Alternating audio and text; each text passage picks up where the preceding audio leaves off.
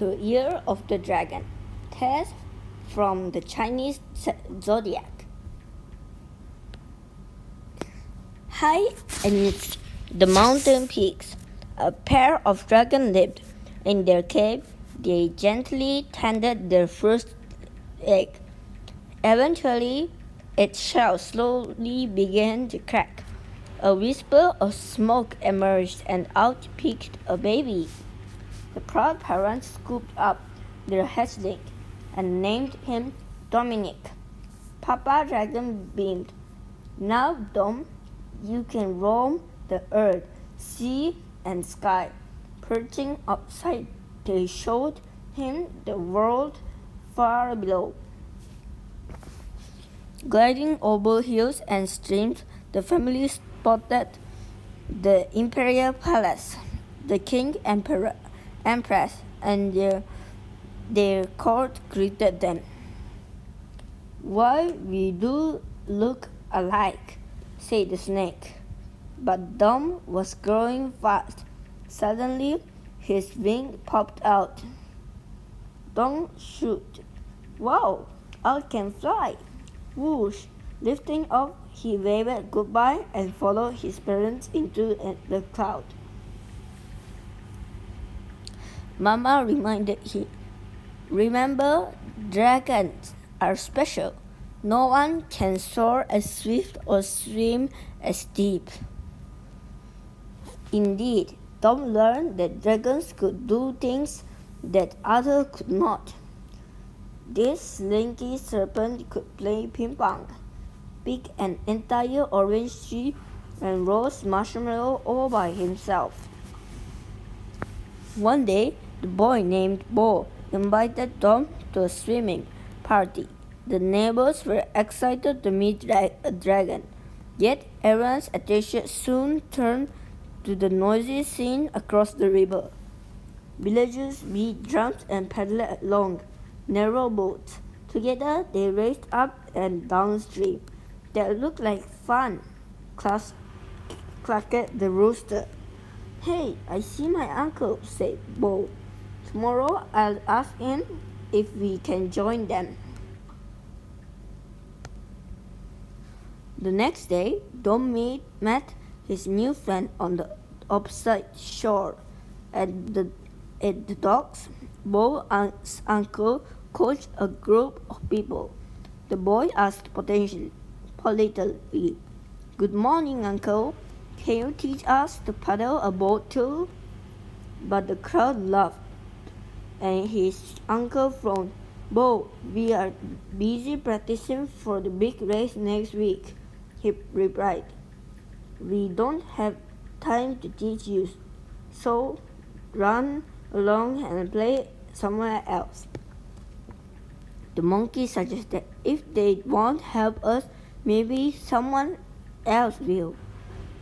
At the pier, they asked fishermen for aid, but got none in return. Ready to leave, they saw the emperor strolling by. The gang scurried down onward.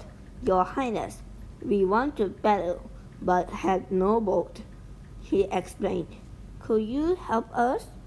"Tom," the emperor replied, "as a favor to your parents, I'll lend you my spare canoe." Overjoyed, they went to the palace, where a sleek ship awaited them on the royal lake. Happily, they grabbed their gear. However, paddling was not as easy as they expected. Either Dominic's paddle was too short, or he was too long. The last one in the dragon could not fit his tail. The boat began to sway. Everyone lost their balance and tipped over with a splash. The emperor's team laughed as they floated by. "We are the champions and trained all year," jeered the royal admiral. "Now you've sunk the emperor's boat. Ha ha! Give up while you still can." Bo and the animal were embarrassed. The rat moaned. What should we do now? Not wanting to let them down, Tom volunteered. I'll ask my parents for advice. They are wise and powerful. But Papa Dragon was not pleased. Dragons drive the winds and waves, he affirmed. We don't ride on little boats. Mama added, Dear, tell your friends that you have better things to do. Soon, Dom replied the bad news.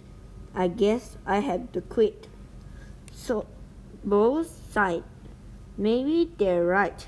We're too difficult after all. Dom shrugged his shoulders and shrank sadly into the shadows. Gazing wistful into the river, Dom noticed his reflection. The dragon was surprised that he shared many of his pals' qualities. Suddenly, he realized they had more in common than others thought. He remembered what Mama and Papa had told him. A dragon is the ruler of the water. Ah! Cried Dom. I know what we can do.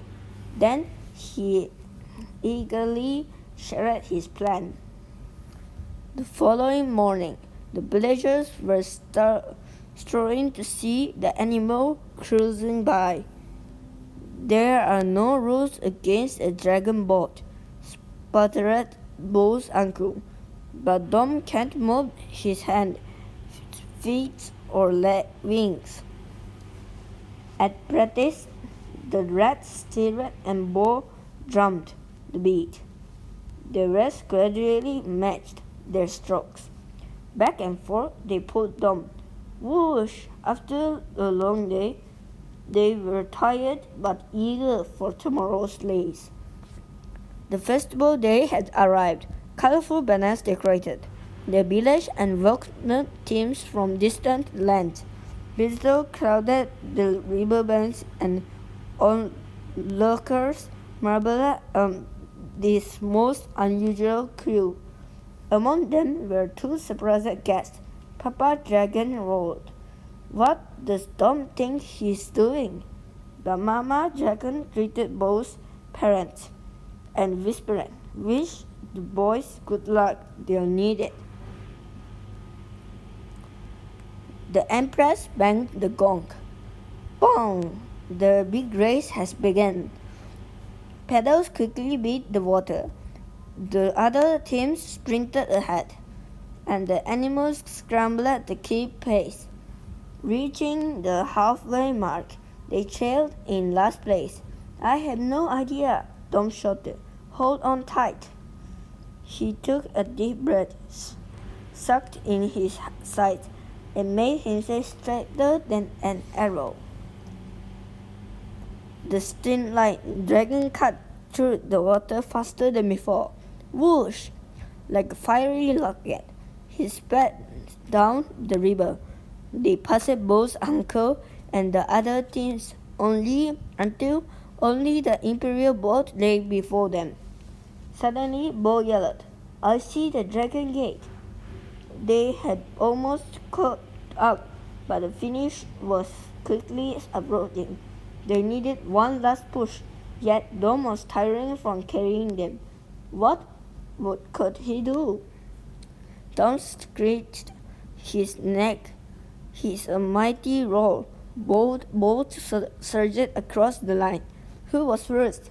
The judges hunted to determine the winner. Finally, the emperor announced, The dragon boat has won by a nose. The emperor awarded a great pearl to the unlikely champions. You are golden, praised Dom's parents. The celebration resounded toward the heavens, and the happy dragon danced in delight. Afterwards, Dom continued to play with Bo and their pals. Wherever they went, they learned how to be a good sport and make their parents proud of them in new ways. From then on, Tom inspired many dragon boats raced, and everyone from heaven below agreed that it was the magical year of the dragon. The end.